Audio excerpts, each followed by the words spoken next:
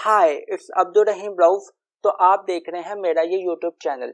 तो आज का जो टॉपिक है वो है प्रैक्टिस प्रॉब्लम 4.2। इस प्रॉब्लम में हमने क्या करना है, इस प्रॉब्लम में हमने करना है assume V naught is equal to 1 volt, use linear property to calculate the actual value of V naught. यानी कि इस टॉपिक में हमने वी नॉट की एक्चुअल वैल्यू को फाइंड करना है जो कि 8 ओहम के वोल्टेज हैं, और हमने ये अज्यूम करना है V naught is equal to 1 volt.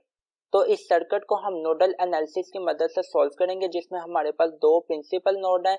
एक प्रिंसिपल नोड को हमने बना दिया रेफरेंस नोड, जिसके वोल्टेज क्या होते हैं 0 वोल्ट, और जो दूसरा हमारे पास प्रिंसिपल नोड है जिसे हम नॉन रेफरेंस नोड भी कहते हैं, उसे हमने कोई ना कोई नाम दे दिया, लाइक हमने इसे नाम दे दिया वीएस का। इस सर्किट में हमारे पास इनपुट क्या है, इस सर्किट में हमारे पास इनपुट है वीएस, और आउटपुट इस सर्किट में हमारे पास क्या है, आउटपुट हमारे पास है वी नोट। तो इस सर्किट को हमने कैसे सॉल्व करना है, इस सर्किट को हमने बैकवर्ड में सॉल्व करना है। यानी कि V naught is equal to 1 volt के लिहाज से हमने इस सर्किट को बैकवर्ड सॉल्व करते हुए क्या करना है, वीएस की वैल्यू को फाइंड करना है। सिंपल वर्ड में हमने 1 वोल्ट के लिहाज से वीएस की वैल्यू को फाइंड करना है। तो 1 वोल्ट के लिहाज से जो हमारे पास वीएस की वैल्यू आएगी उस पर फिर हमने क्या करना है, लीनियर प्रॉपर्टी को अप्लाई करना है। लीनियर प्रॉपर्टी क्या होती है कि जिस रेशो से आप इनपुट को बढ़ाते हो उसी रेशो से आउटपुट भी बढ़ती है। तो 1 वोल्ट के लिहाज से जो हमारे पास वीएस की वैल्यू आएगी उसकी रेशो को बढ़ाकर हमने क्या करना है, उसे 40 वोल्ट तक लेके आना है। तो जब हम उसकी रेशो को बढ़ाएंगे यानी कि इनपुट की रेशो को बढ़ाएंगे तो क्या होगा, लीनियर प्रॉपर्टी की वजह से आउटपुट यानी कि वी नोट की रेशो भी बढ़ेगी। वी नोट की रेशो बढ़ने के बाद हमारे पास जो आंसर आएगा वो वी नोट की एक्चुअल वैल्यू होगी। तो अब इस सर्किट को हम सॉल्व करते हैं। इस सर्किट में अगर आप इस नोड पर देखें, ये जो नोड है हमारे पास वीएस, इस नोड से जो करंट है टू पार्ट्स में डिवाइड हो रही है, एक इस ब्रांच में और दूसरा इस ब्रांच में। अगर आप देखें इस ब्रांच में कौन सी करंट डिवाइड हो रही है, वो है आई नोड। 12 ओहम की रजिस्टर और 8 ओहम की रजिस्टर ये आपस में सीरीज में लगी हुई हैं। यानी कि जो करंट 12 ओहम के रजिस्टर में से गुजरेगी वही करंट 8 ओहम के रजिस्टर में से गुजरेगी। तो 12 ओहम के रजिस्टर में से कौन सी करंट गुजरी है, आई नोट। तो 8 ओहम के रजिस्टर में से भी कौन सी करंट गुजरेगी, आई नोट। तो अब हम क्या करते हैं, आई नोट को फाइंड कर लेते हैं। आई नोट को फाइंड करने के लिए हम क्या करेंगे, ओहम्स लॉ को अप्लाई करेंगे। ओहम्स लॉ के मुताबिक I is equal to V over R. तो आई की जगह हमारे पास क्या आ गया, आई नोट, ये हमने इधर लिख लिया। और आर की जगह क्या आ गया, आर की जगह आ गया हमारे पास 8, ये भी हमने इधर लिख लिया। और वी की जगह क्या आएगा, वी की जगह आएगा 8 ओहम के वोल्टेज, जो कि हमें पता है, जो कि हमने अज्यूम किए हुए हैं, वो कितने हैं, 1 वोल्ट। तो वी की जगह इधर आ गया 1। तो यहाँ से हमारे पास आई नोट क्या निकला, आई नोट निकला, आई नोट इज इक्वल टू 1/8, ये हमारे पास आया 0.125 अम्पेयर। तो आई नोट की वैल्यू हमारे पास आ गई। अब हम इन दोनों रजिस्टर को सीरीज में सॉल्व कर लेते हैं। सीरीज में हमें पता है रेजिस्टेंस ऐड होती हैं, तो 12 प्लस 8 ये हमारे पास ऐड हो जाएंगी। इनकी इक्विवेलेंट रेजिस्टेंस क्या निकली, R equivalent is equal to 8 plus 12 is equal to 20 ohm.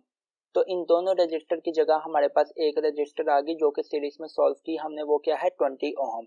अगर अब इस सर्किट को आप देखें, ये सारा का सारा सर्किट हमारे पास पैरेलल में आ गया है, जिसमें हमारे पास एक ये वोल्टेज सोर्स लगा हुआ है और एक पैरेलल में 5 ओहम की रजिस्टर लगी हुई है और एक पैरेलल में 20 ओहम की रजिस्टर लगी हुई है। अब इस 20 ओहम के हम क्या करते हैं, वोल्टेज को फाइंड करते हैं। तो वोल्टेज को फाइंड करने के लिए हम क्या करेंगे, ओहम्स लॉ को अप्लाई करेंगे।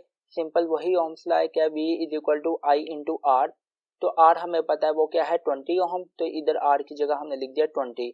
और आई क्या, आई हमें पता है इस ब्रांच में कौन सी करंट गुजर रही थी, आई नोट, जिसकी वैल्यू को हमने फाइंड कर लिया वह वो क्या है 0.125 अम्पेयर। तो आई की जगह क्या आ जाएगा, आई नोट यानी कि 0.125 अम्पेयर। तो ये हमारे पास 20 ओहम के वोल्टेज क्या है, तो 20 ओहम के हमारे पास वोल्टेज आ गया 2.5 वोल्ट। तो जैसा कि मैंने आपको बताया ये हमारे पास पूरा का पूरा क्या है, पैरेलल सर्किट है, और पैरेलल में हमें पता है वोल्टेज क्या होते हैं, सेम होते हैं।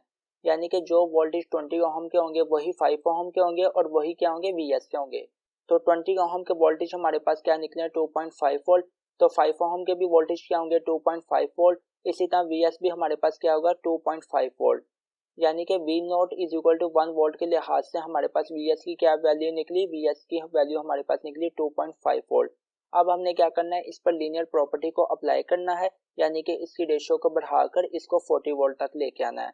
तो सबसे पहले हम क्या करते हैं, इसकी रेशो को 10 टाइम बढ़ा के देखते हैं। V S is equal to 2.5 into 10, ये हमारे पास क्या निकला 25 वोल्ट। तो जिस हिसाब से हमने इनपुट की रेशो को बढ़ाया उसी हिसाब से आउटपुट की रेशो यानी वी नोट की रेशो भी बढ़ेगी। तो V naught is equal to 1 into 10, ये हमारे पास आ गया 10 वोल्ट। तो वी एस का जो आंसर है 25 ये हमारे पास ठीक नहीं आया, इसको 40 वोल्ट आना चाहिए था, यानी कि ये रेशो हमने ठीक चूज नहीं की, तो इधर हमने क्रॉस लगा दिया।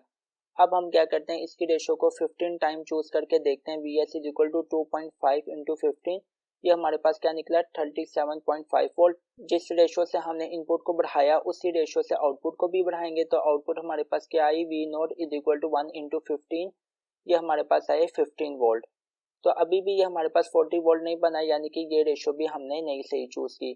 तो अब हम क्या करेंगे, इसकी रेशो को 16 टाइम बढ़ा के देखते हैं। V S is equal to 2.5 into 16, ये हमारे पास क्या आंसर आया 40 वोल्ट, यानी कि इस पर हमने रेशो सही चूज किया है।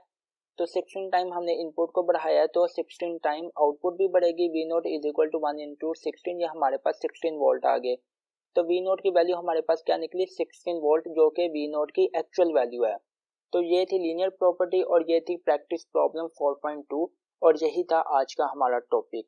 तो मुझे उम्मीद है ये वीडियो आपको काफ़ी अच्छी लगी होगी। अगर आपको ये वीडियो पसंद आई तो प्लीज़ इस वीडियो को लाइक कर दें, चैनल को सब्सक्राइब कर दें और बेल के आइकन को प्रेस कर दें। तो मिलते हैं नेक्स्ट वीडियो में, तब तक के लिए अपना ख्याल रखिएगा। Thank you so much. अल्लाह हाफिज़।